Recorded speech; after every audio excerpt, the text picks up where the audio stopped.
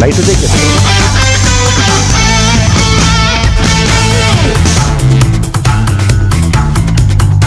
Dream 11 presents cricket धमाका, खेलो दिमाग से। लेकिन यहां तो आज जो था दिल की धड़कनें तेज हो गई थी और सांसें जो थी वो गले में अटक रही थी। ऐसा मुकाबला देखने को मिला।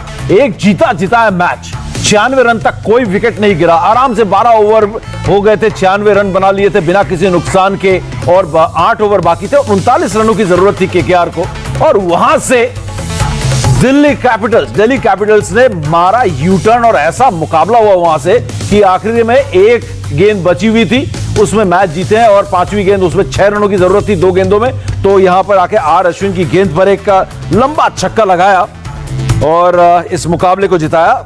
राहुल त्रिपाठी ने छक्का लगाया और इस मुकाबले के बारे में तो मतलब अब क्या बताएं, एक बार लगा कि शायद अब कोलकाता नाइट राइडर्स एक तरफा जीत रही है, दिल्ली को भीगी बिल्ली बना देगी। लेकिन उसके बाद दिल्ली ने ऐसी दहाड़ मारी कि ये मुकाबला ऐसा हो गया, ऐसा लगा कि ये मुकाबला पूरी तरीके से दिल्ली की झोली में आ गया है, क्योंकि उसके बाद विकेट गिरने का जो सिलसिला शुरू हुआ मैं स्कोर कार्ड में दिखाऊंगा। लेकिन बिना वक्त जाए किए अपने एक्सपर्ट से बात करते हैं। यहां पर एक बार फिर आपके साथ बॉल बाय बॉल लगातार मैच देखने के बाद मनीष भाजी क्या कहेंगे इस मुकाबले के बारे में? इतना लो स्कोर, एक तरफा होता हुआ मैच और उसके बाद बिल्कुल कांटे का और एक रोमांचक मुकाबला, एक रोमांचक फिनिश। और एक चीज समझ नहीं आती कि सभी खिलाड़ी जो वहाँ खेल रहे हैं, पता है इस पिच के ऊपर इतना मुश्किल हो जाता है, कोई नया बैट्समैन आता है, उसके बावजूद जो बैट्समैन सेट हो जाते हैं वो अपनी विकेट्स फेंक के चले जाते हैं। सो इतने बड़े बड़े कोचेस साथ में, इतना सपोर्ट स्टाफ है साथ में, इतने मैचेस आप वहाँ खेल चुके हो। सो किस तरह का होमवर्क करके मैदान पर उतरते हो? क्योंकि ये तो मैच मुझे ऐसा लग रहा था 14वें 15वें ओवर में खत्म हो जाएगा, लेकिन ये बिल्कुल देखिए किस हद तक चला गया कि एक समय ऐसा लगने लग गया कि दिल्ली जीत जाएगी। बिल्कुल। और हम बता दें कि हमारे तीनों एक्सपर्ट्स के साथ हम पूरी जो टीम थी इंडिया टीवी क्रिकेट की ड्रीम 11 टीम जो थी आईपीएल की, हम बैठे हुए यहाँ पर 16वें ओवर से हम यहाँ पर थे स्टूडियो में, बिल्कुल स्टैंड बाय कि ये मुकाबला बस खत्म होने वाला है। लेकिन उसके बाद कमाल देखिए कि ये विकेट गिरते चले गए 123 पे 2, 125 पे 3, 126 पे 4, 129 पे 5 और आखिरी ओवर में जब 7 रनों की जरूरत थी 19.3 ओवर में शाकिब अल हसन आउट हो गए और 19.4 में सुनील नारायण आउट हो गए। तो ऐसे में लगा कि अब दिल्ली की जो जीत है वो पक्की है। क्या कहेंगे इस मुकाबले के बारे में? कि मुझे लगता है कि आईपीएल का सबसे एक अलग अंदाज में रोमांचक मुकाबला हुआ है ये।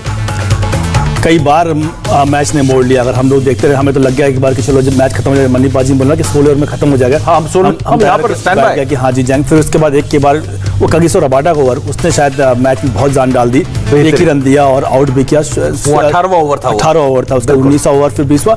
ये बहुत बड़ा मुकाबला कहूँगा मैं यहाँ पर जो जीता है केकेआर ने। और मैं दूसरी चीज़ कहना चाहूँगा समीर, टॉस कितना इंपॉर्टेंट था यहाँ, क्योंकि बॉल सेकंड जब आप दूसरी इनिंग में गेंदबाजी करते बॉल इतना गीला हो जाता है कि गेंदबाजी करना आसान नहीं रहता था। यहाँ उसके बावजूद गेंदबाजी काफ़ी बढ़िया किया दिल्ली ने। बिल्कुल। और बात करनी होगी कोलकाता नाइट राइडर्स की, तारीफ करनी होगी लगातार जीत पे जीत और दिल्ली कैपिटल्स की लगातार तीसरी हार और टूर्नामेंट से बाहर। और एक बार फिर आईपीएल जीतने का जो सपना था एक बार फिर चकनाचूर हो गया। एक साल और इंतजार करो, एक सीजन और इंतजार करो। एक साल तो नहीं, क्योंकि कोविड की वजह से यहां पर आईपीएल खत्म होने में देरी हो रही है और अगला सीजन मार्च अप्रैल में शुरू हो जाएगा। तो ऐसे में आज का जो ये क्वालिफायर नंबर 2, मैं तो कहता हूं ये एलिमिनेटर ही था। अगर कार्तिक बात करें, जैसा मुकाबला, जैसा मौका वैसा मुकाबला, जबरदस्त। मतलब इतने कम स्कोर के बाद किसी ने उम्मीद नहीं की थी कि ऐसा मुकाबला देखने को मिलेगा और वो भी आखिरी के 3 ओवरों में। बिल्कुल। और इससे ये दर्शाता है कि इस विकेट पे अगर आप नए बल्लेबाज को आने देते हैं तो कितनी दिक्कतें होती हैं।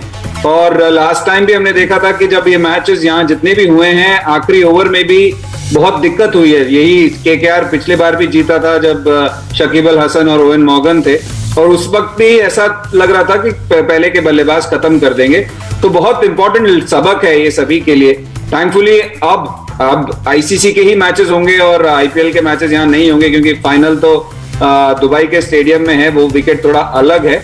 और इम्पोर्टेंट ये भी है कि मैं जानना चाहता हूँ कि कितने लोगों ने स्टूडियो में अपनी पलटी बारी की, क्योंकि मैं और मनी भैया तो केकेआर की तरफ थे। मैं जानना चाहता हूँ कि कितने लोगों ने वहां पे अपना टोपी घुमाया, मैं जानना चाहता हूँ। नहीं, टोपी तो घूमी क्योंकि मैच ही ऐसा घूम रहा था, वो टोपी तो रोटेट कर रही थी हमारी। हमें लगा कि अब दिल्ली, अब लगा केकेआर। हमारी टोपी तो ऐसी घूमी कि हमारे अब फिर हमने बाल वाल सेट किए टोपी हटा के। कार्तिक क्या बताएं, यहाँ पर ऐसा रोमांचक मुकाबला देखने को मिला। लेकिन भाजी एक बात था कि ऐसा लगा कि ये मुकाबला था। और अगर आर अश्विन की बात करें तो ये मुकाबला शायद वो जिता देते। वो गेंद आप कह रहे थे कि ये गेंद अगर गलत नहीं डलती तो ये मैच आज दिल्ली कैपिटल्स के हक में होता। और दूसरी बात मैं बात करना चाहूंगा कि एक अश्विन का इकलौता ओवर बाकी रह गया। ये कहा ऋषभ पंत की कप्तानी को आप कहीं ना कहीं एक छोटी सी चूक मानेंगे या बहुत अच्छी रणनीति थी? क्योंकि पिछले मैचेस में भी हमने देखा है ऋषभ पंत से ओवर देने में गलतियां हुई हैं, चाहे वो टॉम करन को कराया हो, रबाडा का ओवर रह गया हो। आज आखिरी ओवर अश्विन के हाथ में रहना और 7 रन निश्चित तौर पर एक एडवांटेज था केकेआर के लिए। नहीं, ये कोई गलती नहीं की थी मेरे ख्याल से। ये तो बिल्कुल सही फैसला था, क्योंकि ये सिचुएशन ही इस वजह से आई थी कि उन्होंने अपने जो सीम बॉलर्स थे उनसे बॉलिंग कराई, जो इंपॉर्टेंट बॉलर्स थे उनसे बॉलिंग कराई और वो इस स्थिति पर ले आए थे इस मैच को। सो यहाँ पर तो गलती नहीं की। हाँ, ये जरूर है कि जो पिछला मैच था, जो क्वालिफायर, जो पहला क्वालिफायर था सीएसके के अगेंस्ट, उसमें उन्होंने बड़ी बड़ी गलतियां की, जिसका कि खामियाजा उन्हें भुगतना पड़ा कि ये भी मैच हार गए और फाइनल तक नहीं पहुंच सके। तो पता नहीं मार्कस स्टोइनिस कितना फिट थे या नहीं थे, या मार्कस स्टोइनिस ने गेंदबाजी बिल्कुल नहीं किया इस मैच में। सिर्फ 5 गेंदबाजों से मुझे लगा अगर फिट होता तो उनसे 1 या 2 ओवर कराए जा सकते थे। बिल्कुल, ये बहुत ही आपने एक कहते हैं ना वाजिब एक पॉइंट यहाँ पर उठाया है। कुछ कह जी जी कार्तिक, मैंने कहा वो फिजियो के बेड पे थे। फिजियो के बेड पे थे, अनफिट थे। और अब वहीं रहे और अपना इलाज करवाएं। और क्योंकि अब उनकी टीम बाहर हो गई, अब उनको बहुत आराम मिलेगा। और अगर बात करें दिल्ली कैपिटल्स के लिए, कार्तिक, इतना अच्छा सीजन और आखिरी के 3 मैचेस में इस तरीके का प्रदर्शन, और आज के मैच में मौका था, हाथ से निकला हुआ मैच, वापस बाजी मार ली थी। कहां चूक हुई है दिल्ली कैपिटल्स से केकेआर के खिलाफ, बल्लेबाजी में या गेंदबाजी में?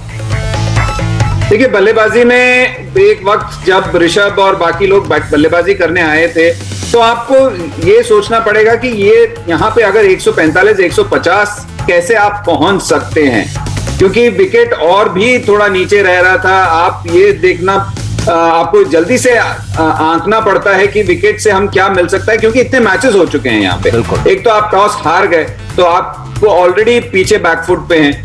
सेकेंडली, आप क्या कर सकते हैं मैच बनाने के लिए, और इस साल ओस पड़ी है, मैं बार बार कह रहा हूं, इस बार ओस पड़ी है, तो वो भी एक एडेड एडवांटेज हो जाता है टीम चेजिंग सेकंड।